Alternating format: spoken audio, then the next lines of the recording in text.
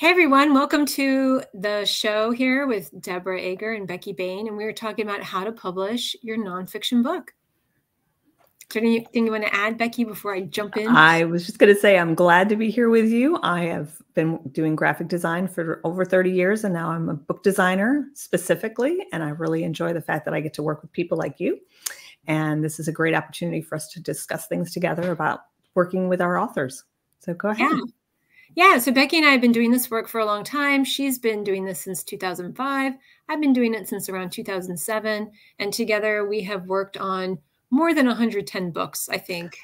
Is a number that we had added up together. So that is really cool. So we're excited to bring you all our knowledge and helpful advice to help you, whether you are first thinking about a book or you're in the midst of writing one, or you're just about to take the leap and get your book designed and ready to share with the world. So we're going to jump right in here, and I've got some things to share with you. Let me go back here. Oh, well, let me just go back to the beginning here. All right. So one of our shared clients of Becky and one of our shared clients is Bob Wolf. And he told me this the other day, and I just loved it, that a book is a form of communication that engages a relationship with people that you want to be connected with, and it helps you move to the next step. So for some people, this is actually something good for you all to think about. What is it you want to get out of your book? And let us know in the comments below if you're thinking about writing a book or if you've already started one. Just say thinking about it, already started. That would be great, because Becky and I would love to see where you guys are in the process and all that kind of thing. So, so whether you want to get more speaking engagements, you want to get clients, you want to share a mission, tell your story, share, preserve your legacy to teach other people what you know, a book is great for all of those things. And Becky and I have examples of people who have done a variety of these different kinds of things with their book. So you guys are in the right place. First of all, welcome for coming. And if you're watching a replay, thank you so much for watching the replay. And if you're watching live, you're amazing as well. Thank you so much for watching us here. If you're looking to have more impact and influence and share your mission, your vision, your purpose with a wider audience, a book is an excellent way to do that. If you've ever asked yourself, does the world need another book on my topic? Becky, have you heard that too? Oh, yes. But there's 17 other books that are done by the same, have the same kind of content. Do I need to write one? Is that going to sell? Exactly. And it's actually really good news if you do see a lot of books out there, because some people call that competition and they'll think, ooh, I don't know about the competition. I look at it more as a conversation. And so what I do with authors is ask them, how can your book stand out so that you can enter that conversation and add something new to it? It is much easier to join an existing conversation. Like, think of a cocktail party. It's much easier to go up and listen to people and then find a way to, okay, it's probably not easy for everyone, but just bear with me here. But it's easier than trying to just start from scratch to get somebody, to talk about something sometimes. So the other thing is, if you've dreamed of publishing a book, and if you've dreamed of becoming a nonfiction book author, then this will be great for you to listen to. And we're going to talk about a variety of things. Becky's going to go over some book designs, the interior and the exterior, so you'll learn more about that process of developing a book. I'm going to go over storytelling and some other elements that are really important in order to write your book or edit your book. And everything we talk about today is based on our work with way more than 80 books and 80 authors. So our tip, do you want to share our tip, Becky? Sure. So while you're listening and watching, write down some ideas that you can take action on the next 7 days. So just start putting things down, and then you can always email us with questions and get some feedback from us as well. Excellent. Fantastic. So this is the overall overview of the 3 stages of developing a book. And I developed this stage over years of working with authors on their nonfiction books. And we've got clarify, storify, and amplify. And yes, I did kind of make up the word storify, but then later someone told me it's actually a real word. So what do you know? In clarify, we're clarifying your message, the main idea. We're also clarifying who your audience is. And that's something a lot of authors overlook. It's a really important part of my approach. And I know it ties into what Becky does as well. Yes. And then Storify is we're figuring out what are your stories, what stories are important to the reader, what stories will help the reader gain a transformation. So when we write these kinds of nonfiction books that are teaching people how to do something, that are helping people see a new viewpoint, that are sharing your story and your legacy, at the, what are we really trying to do? We're usually trying to help people see something a new way, adopt a new behavior, learn how to do something differently. And so for that to happen, we have to transform how the reader is thinking about that topic. And so we'll talk more about that. And just to add a little bit there, I often hear the authors that are still in the writing process that are struggling to figure out what are the pieces that should be in the book and what shouldn't be in the book. So I think it's wonderful that you help them clarify that and put the right stuff together into the book. Yeah. And I think what's really important is that each of these stages, we pretty much complete that stage in that stage. So you never have to get to the end and then think, oh, I need an extra chapter. Yeah, we don't want that to happen because that'll take more time.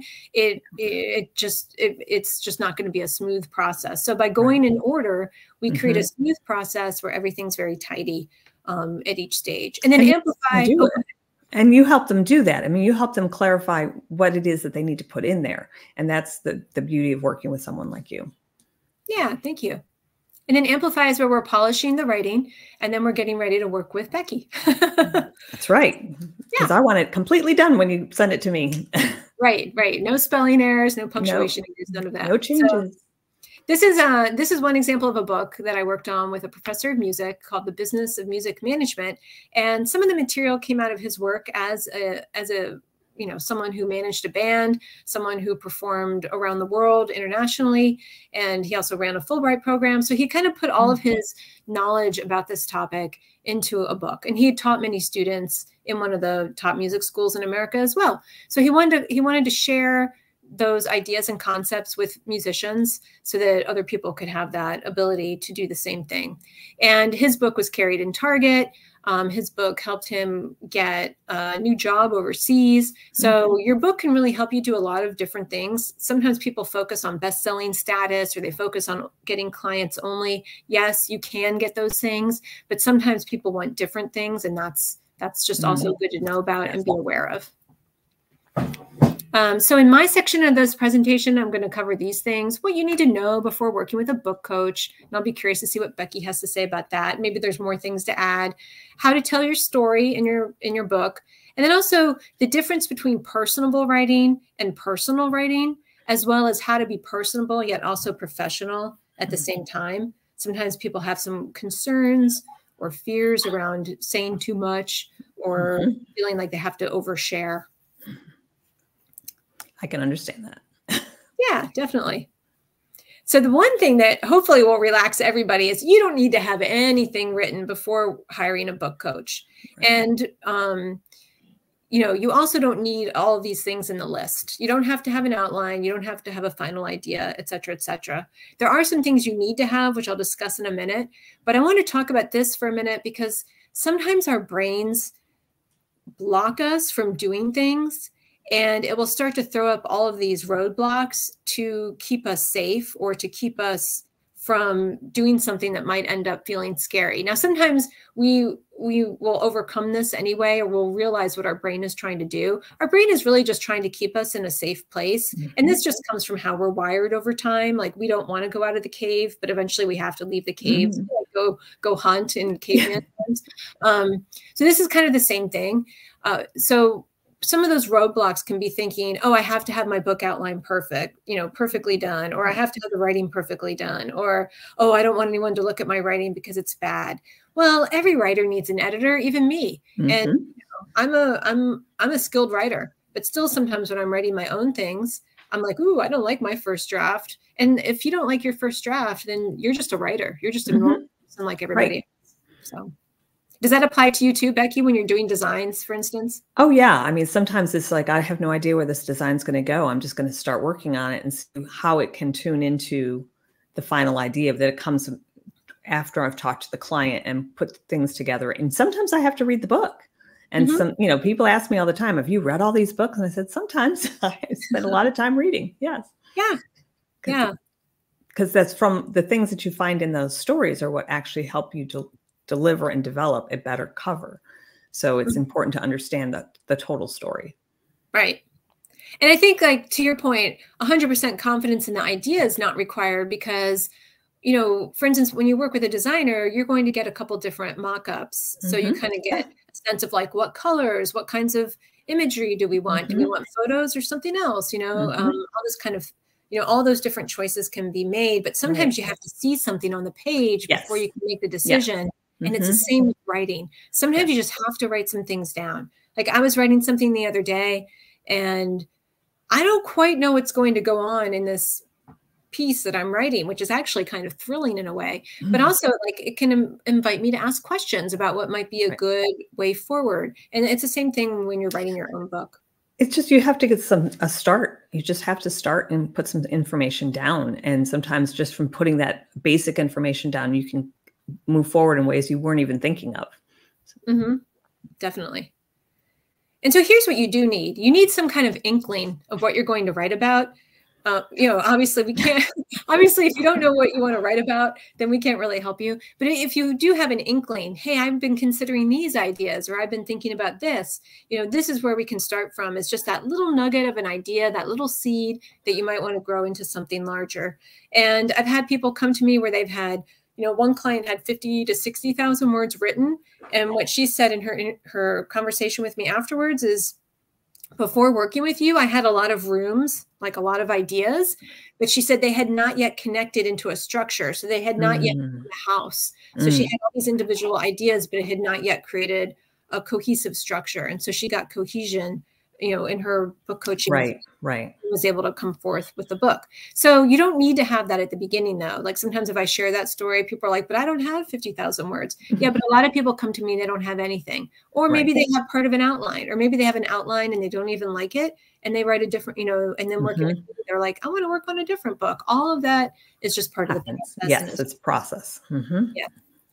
So the other thing that's really important is a willingness to finish. So that is important, and to overcome any kinds of self-doubt. You know, I help people with that, or anxiety about the project. Sometimes those can really stop people. So I have ways that I help people to overcome that so that they can keep moving forward. So those are a few of the things.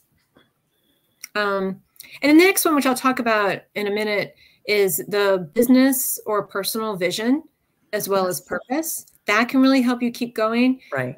One of the sayings I like to say is a mission keeps you going when the going gets tough. And writing a book. So Michelle had a clear vision.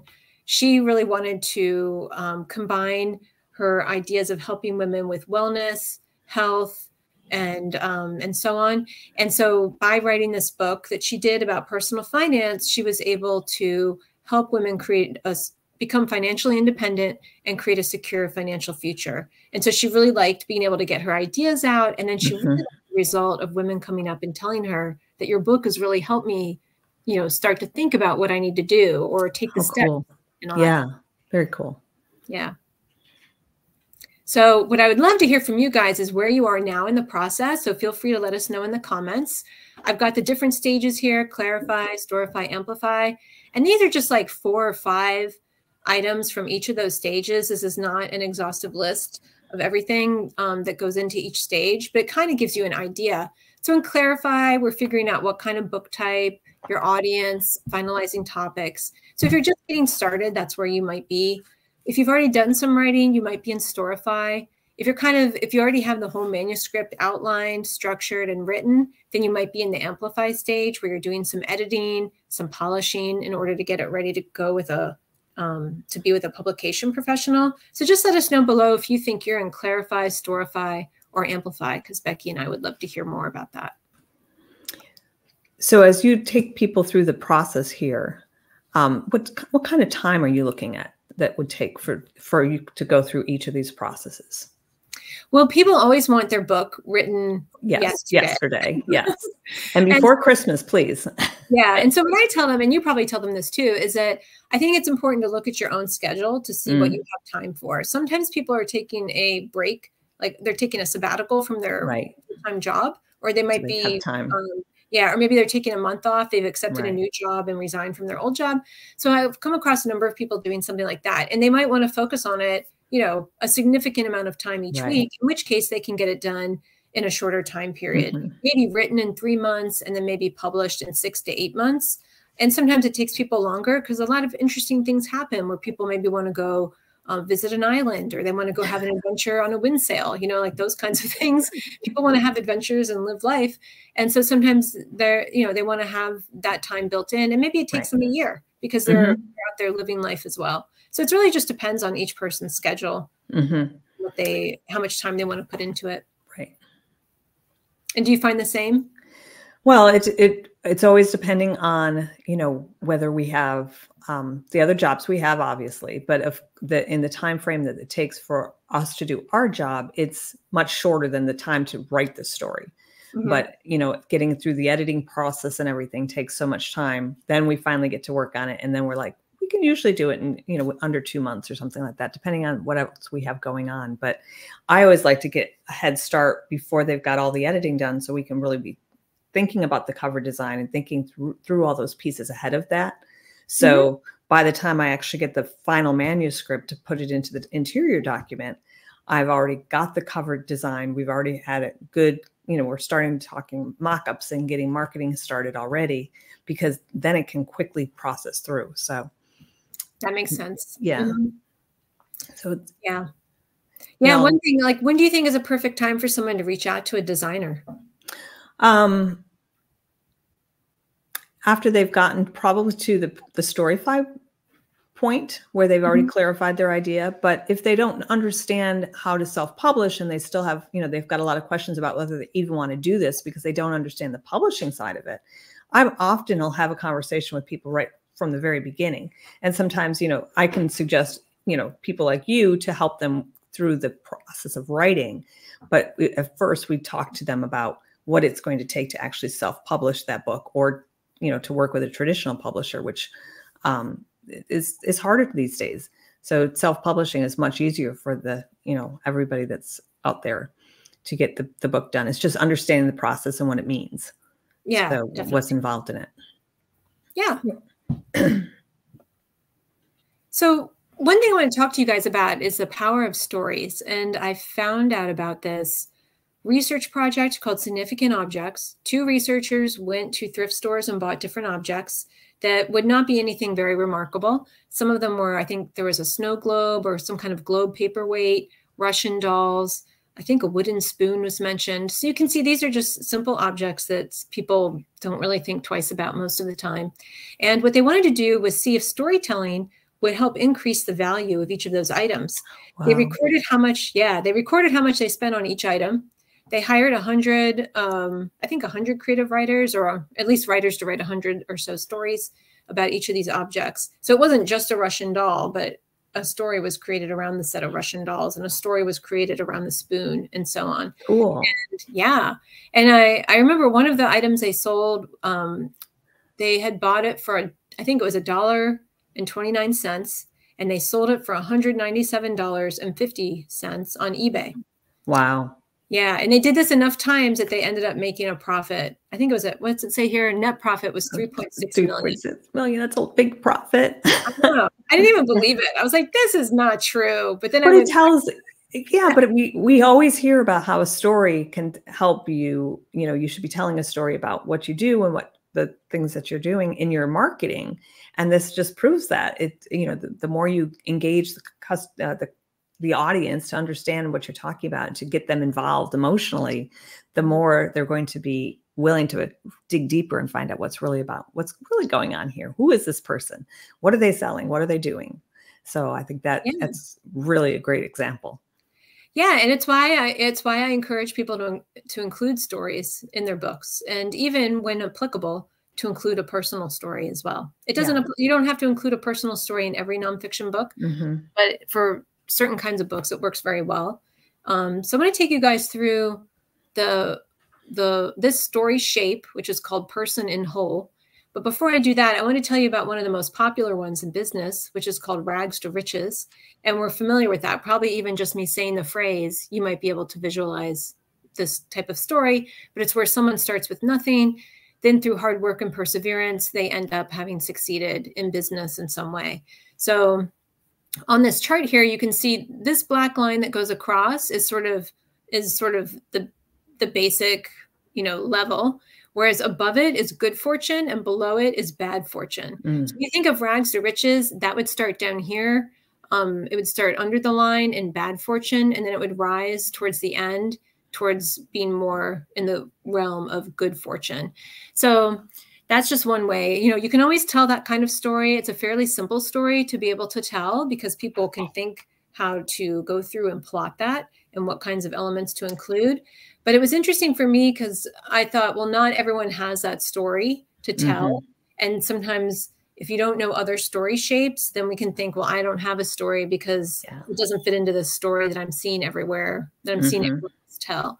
So this person in whole story, it used to be called man in whole, is one that a lot of people can tell as part of their personal storytelling. And basically you start above the baseline. You start with the ordinary day. The ordinary day is just what was going on in your life. Let's just say at the time you started your business, or at the time you decided to become a leadership coach, or when you first took your first job, or whatever is the beginning of your story. And it was an ordinary day. It wasn't amazing up here, but it also wasn't bad. You weren't going through bad fortune necessarily. But then things started to get worse. Like maybe you couldn't graduate from college right away because you were missing a credit, or maybe you were offered a job and then it didn't end up coming through, and then you ended up with no job. Like all different kinds of things can happen, or maybe a health event or something like that. So then things begin to go bad, and you end up down here in trouble and on the bad fortune side of things. But then sometimes a guide comes in. So a guide, fairy godmother, it can in Cinderella. It can be Yoda, a mentor, yeah. So a mentor or a guide. And in I think it's in Storybrand, the author of that book says that you are the guide. If you're a consultant, you're the guide to other people. So that's what you are the Yoda to other people if you are a consultant to people. But anyway, in your personal story, you'll have a Yoda or a fairy godmother who helps you out, or you'll figure things out on your own. And then eventually things end up better until you end up here. And then notice that you're ending up better than where you started. That's really important for the story. You don't end up down below. You don't end up, but ideally you're ending up better because of what you've learned. That's cool. Very cool.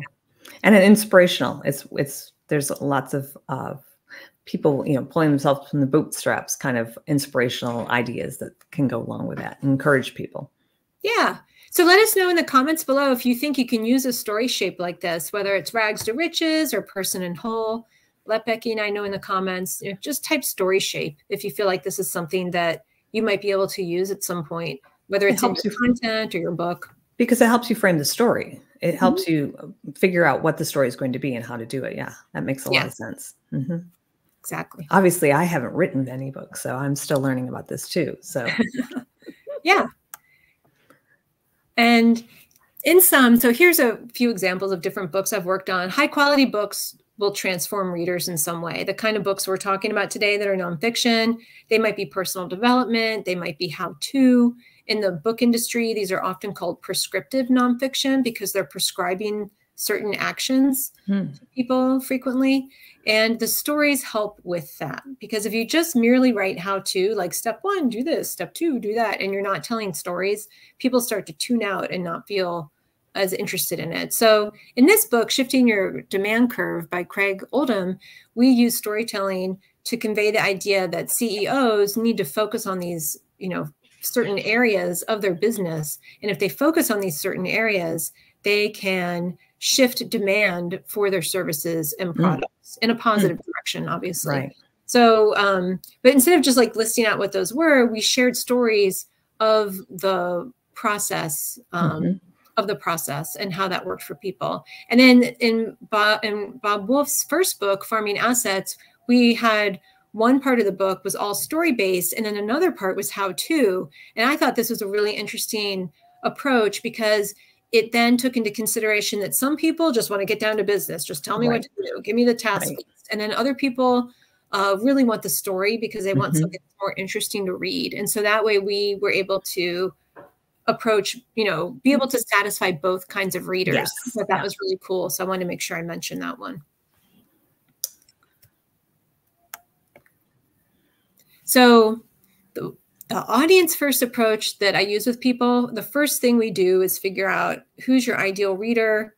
What is it that they're concerned about? What do they need to know from you in order to believe you? What do they need to know from you in order to transform in the way that, you know, your book is promising them? And we do that by remaining in service to that readership the whole time. If we're trying to decide, does this story stay? It's not whether I like it or whether the author likes it per se. It's more about, is this going to serve the reader? And when I read people's books, this is what I'm thinking about, is, will this help the reader? Will this illuminate a concept? Right. And we use the same thing when we're doing the covers, is the cover going to be connecting to the audience that we need it to connect to? Not just to the writer, not just to the designer. I can make beautiful books covers that have nothing to do with the book. So I don't want to do that. I want to make sure it applies to the audience that's wanting to read this book. So it's the same kind of audience first approach. I like that. Yeah. And when you do that, you end up with personable writing. There's a question a lot of people have. Oh, let me just show this slide. There's a question that a lot of people have, which is that, well, do I have to share too much? Or what will my colleagues think about what I have to say? That's a big concern. Yeah. People have that concern a lot on social media because they're usually on social media before they even start writing their book. And I know that that's something that people worry about.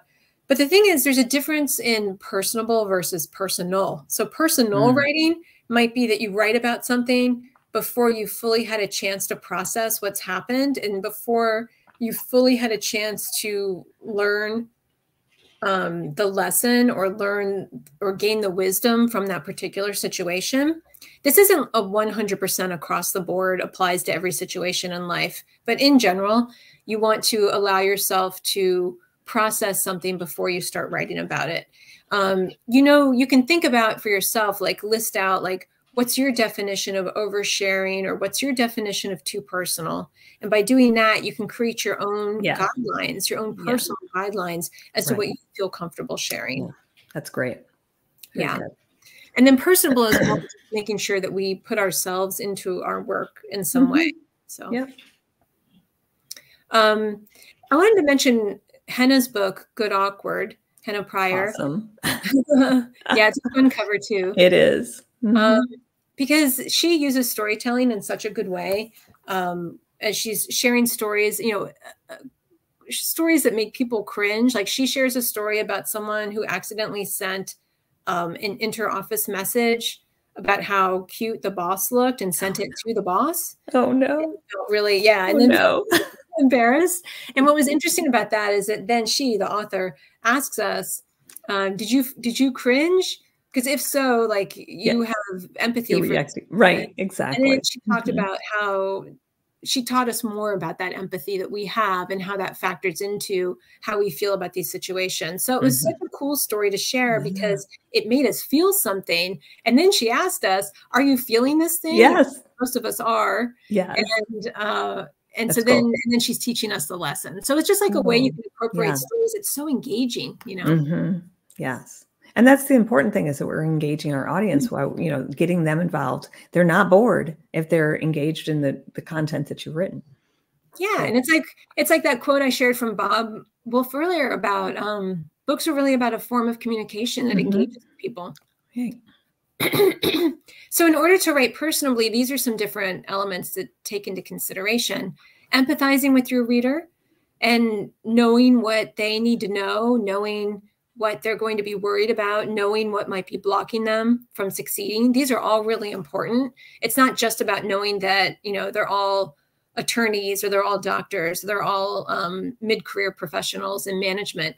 It's about knowing more than that, but more about like what is in their heart. Yes. And then we go through these other 3 stages. Ideate, that's just figuring out what the stories are. A mind map can be really useful for that. If you want to get some ideas down in a nonlinear way, that's something a lot of my clients like to use. And then defining them is just going in and starting to write the stories. And you can go through and use that story structure I shared with you earlier. If that's something, if you feel like you're ready to start gathering the material and writing the stories, you can use that story structure to do that. And then prototype is also in the storify stage where, then you finish the story and you're looking at it and then just making sure that it really does fit in as part of your book. And basically going back to that idea I was talking about with transformation, is we're doing all this work to create content that is going to create that transformation for the reader. So that's why we're always going back and kind of pressure testing the concepts, pressure testing the stories, and always making sure it's in service to what the reader needs to know. So what is possible here? So just a few ideas before we move into talking about book design. But Ellen's book brought her new corporate business. It also fulfilled her mission of helping to improve civility in the workplace. So as soon as when her book came out, she had a number of people reach out. They purchased the book in large quantities for their teams, which is fantastic. Oh, wow. That's cool. Yeah. Yeah. So this is something where people can start thinking about, oh, might teams buy my book, and not just buying books one by one off of large websites that I won't name right now, but also thinking through, like, what are some other ways to get this into the hands of people who can benefit from it. And just a few things to think about is, imagine celebrating your book with family and friends. This is my client, Fred, who had a party in Virginia to celebrate the launch of his 2 books. And this is someone that I worked with on, she had come to me with the book written, and I wanted to share this example because people come to me at all stages. Her book was basically written, and she wanted to get a manuscript review and get some feedback and some light editing on it. So we worked on that together. And a lot of times people, like, if you can imagine your book in your hands, it can help you keep going. And working with someone like Becky, you'll have a cover that you love. You can imagine, like, what the texture of your book might feel like. You can start thinking about, like, what would the paper thickness be? Yeah. You know, how heavy will my book be? How thick? You can start just, like, imagining what it's going to feel like in your hands, and that'll help you through any of those days where you're just like, why am I writing a book? Because it can definitely be challenging at times, for sure. And then just imagine, like, all the people who are going to benefit from your book. Like my client, Tom Stein, teaching people about the music business. He just loves it that people can go to his book and learn from the wisdom he gained over his 30 or so year career. And also, you know, you might end up writing notes like this one, just feeling happy about having other people help on your book. Having a book and having an editor, a designer, whoever else you have help, it's like a team effort. And you feel so supported by that team, helping you bring your dream into reality. Is there anything you want to add to that?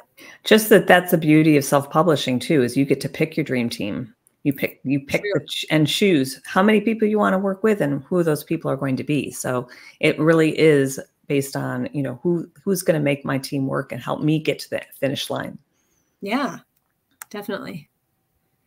And this is Fred again at his book party signing his books. And so just a question I have for you guys is, where could you be in a year if you start taking steps now? You could have the book in your hand. You could be having your book party. You could be getting the word out about things.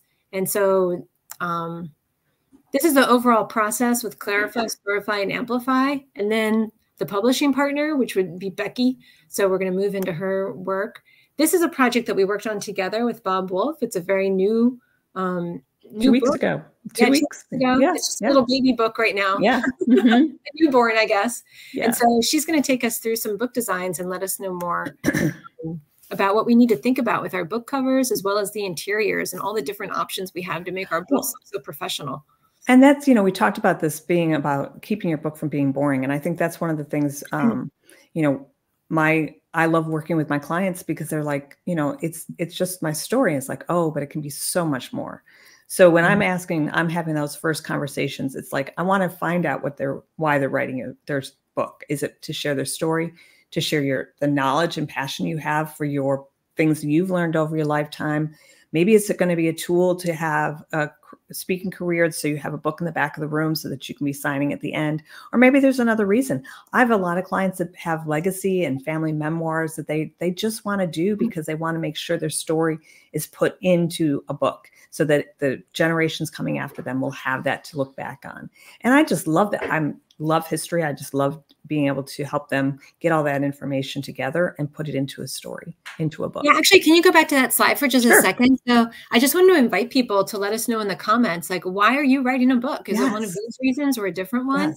And just feel free to put it down below. And we can't see the comments right this second, but we'll be able to see them. Oh, we can see some of the comments. You can see them. Terry has been commenting. Thank you, Terry. Yeah, thank you, Terry. Nice to see you. So feel free to let us know below what what is it? What is the reason? So when I talk to my clients about crafting an eye-catching cover that attracts your ideal readership, these are the things I'm going to start asking for.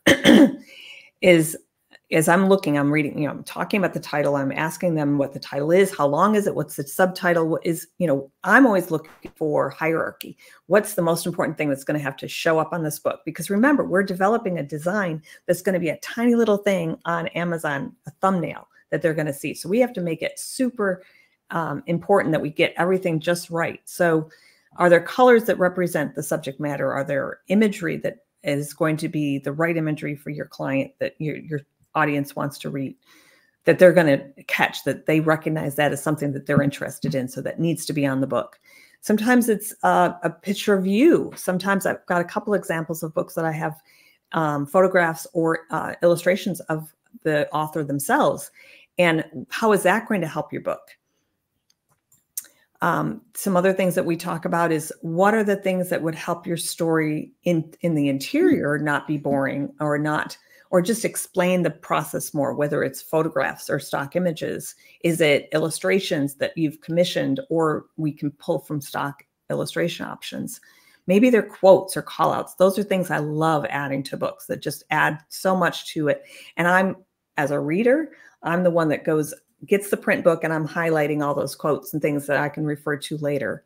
And then sometimes you want to add a little bit more information that is specific to something that's outside the story, but it's important. So you want to put those in as sidebars, and those we can add to the interior of the book as well. Yeah, something I wanted to add to that is that the quotes are something that as we're editing the book, sometimes we're pulling those out from what the author said, and then sometimes we're pulling them from other people. So for one client, for instance, I gave her 2 to 3. She didn't have to use mine, but she welcomed me looking for the quotes. So I found 2 to 3 quotes for each one of the chapter's topics, and then she could pick and choose, or she could choose to find a different one. And so she was able to incorporate all these quotes, and some of them were experts in her field, but some of them were from completely different fields. And so it just kind of gave a little bit of diversity of thought to the book. Really exactly. Cool. And it's just a very nice way to add attractive interiors as well. To me, I'm looking at that side of it. So this is the book we did for Robert just recently. We've got 2 more lined up that are coming out for him. So we have this series. So when I was talking to Bob about the initial design, I was like, what is important color-wise? What is important to, the whole thing has a kind of a farm look to it, or plant or growing.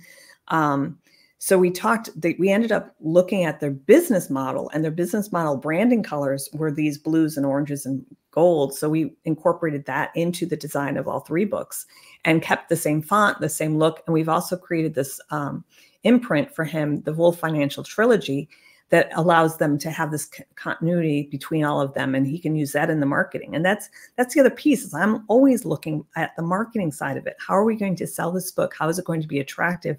Social media and other ways that we can be pushing this later on. This is some of the interior. We made this a full color book. Self-publishing, we can do this. This is a small little book, so it was a perfect example of using this high quality print through KDP that we did with this, and we were also doing it with Ingram. Notice that, it's beautiful. The colors, especially as a financial book, it really helped to have the creative colors to it, as well as the illustrations that we put in there as well. We're excited to see where this is going to go as a series.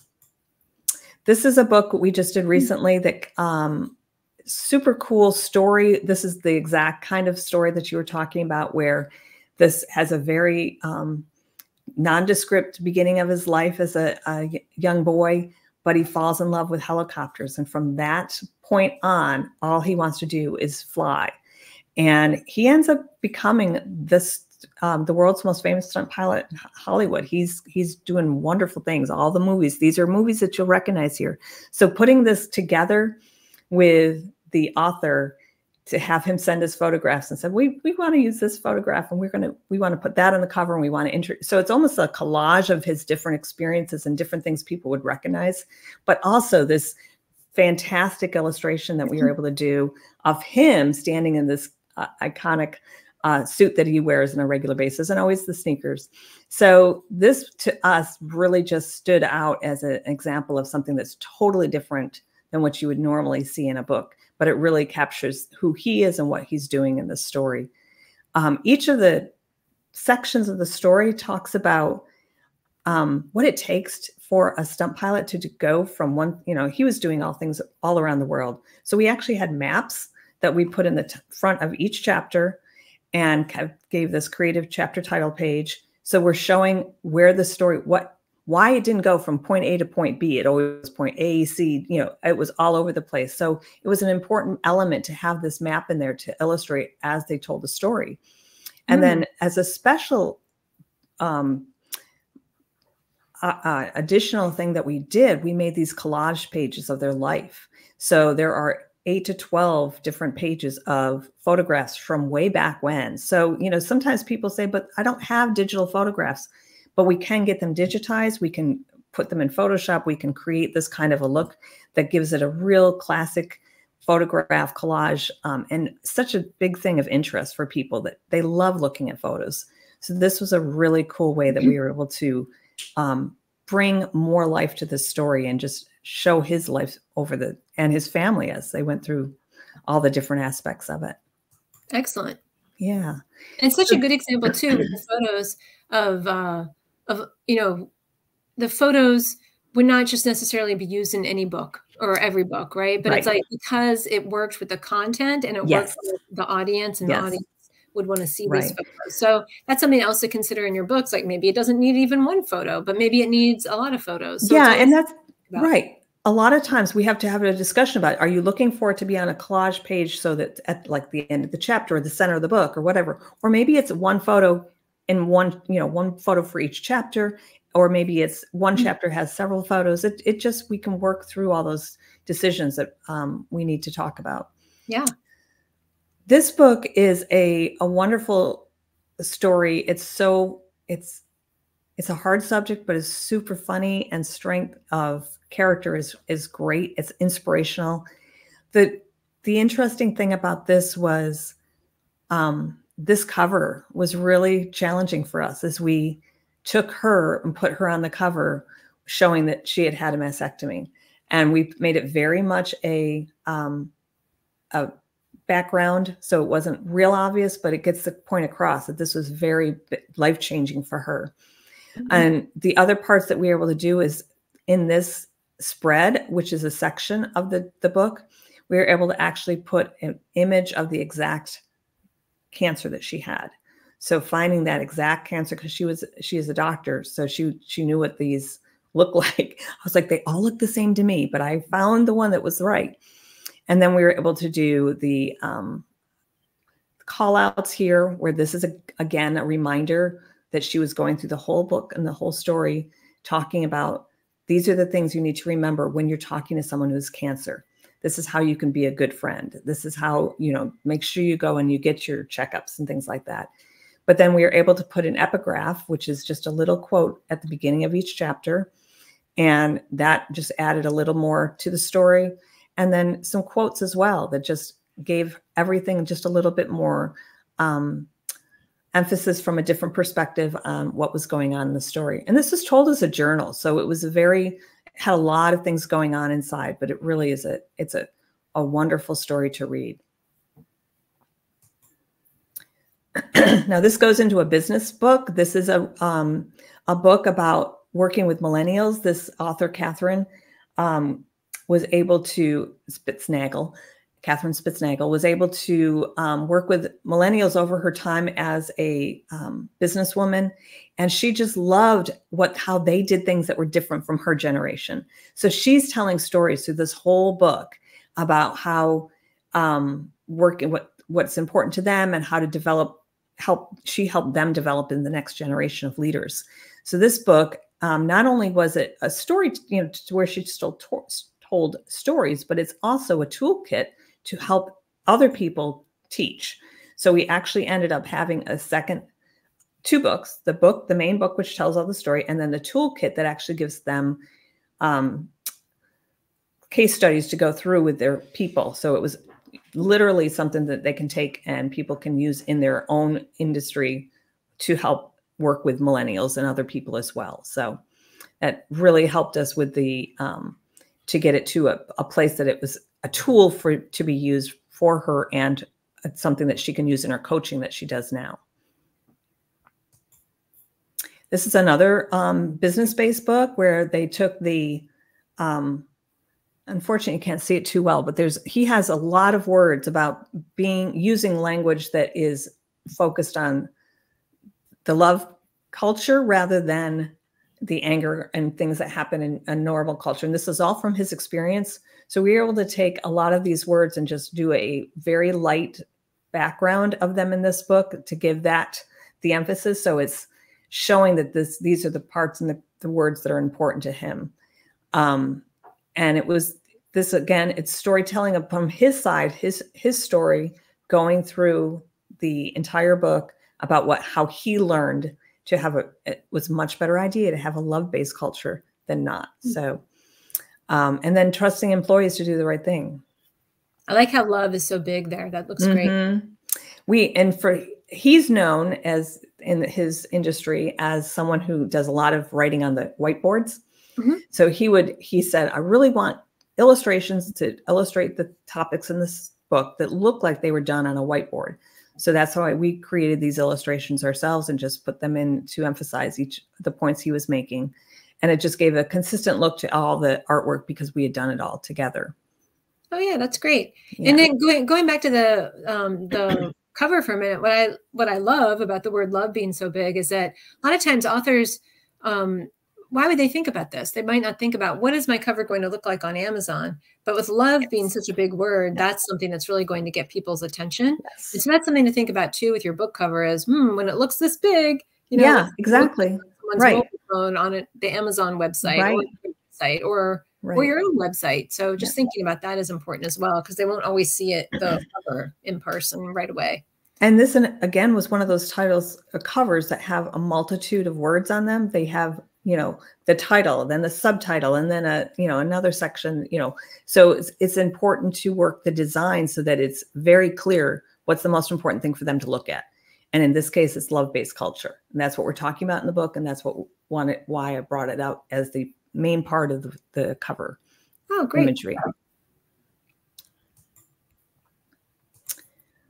And then this is another story that we did, another memoir of his time in the police department in New York City and other places where he had multiple stories to tell. And he has such a great storytelling. So we broke it up into sections of subject matter.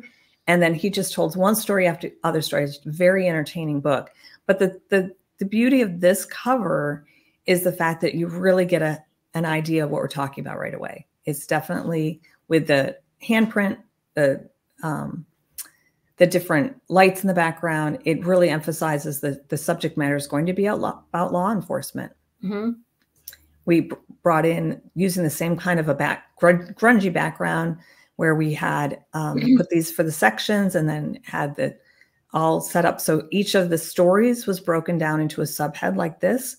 So it was one of these right after another. So there's lots of different ways. If you have stories that are, short stories that you're putting a bunch together, we can do it through an interior layout that's going to help make it clear what's going on.